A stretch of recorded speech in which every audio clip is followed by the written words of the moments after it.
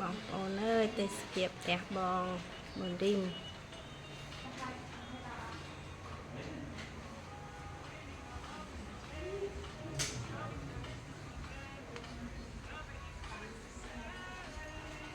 អូ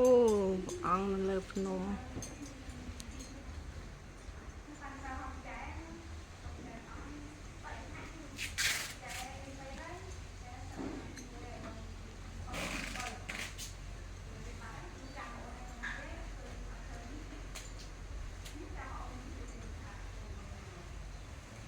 ទេសភាពផ្ទះគាត់ស្អាត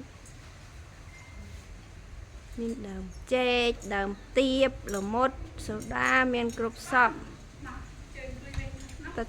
ទៅលើអូអង្គុយក្នុងកូនក្នុងនេះប៉ាដូចយើងអាខ្លីដូចយើងមានពុយព្រីអាខ្លីយើងណាបាយរួមមើលคนយើងមានពីរคนម៉ែឲ្យអាអ្វីនេះមួយមានទៀតមានคนម៉ែនេះតែខ្លីមួយទៀតមានពុយបាយរួមមើលបាយមើលបានេះទូតាំងគ្នាបងនេះគួរនេះមកទៀត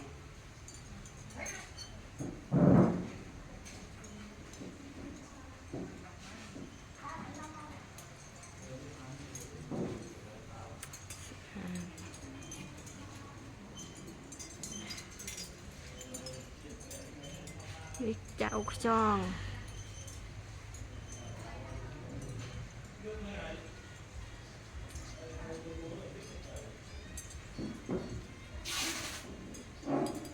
ចៅខ្យង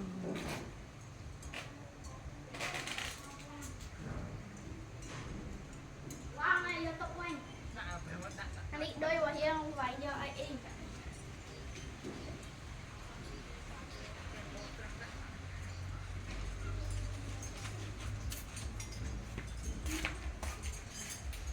ដើមប្រទាន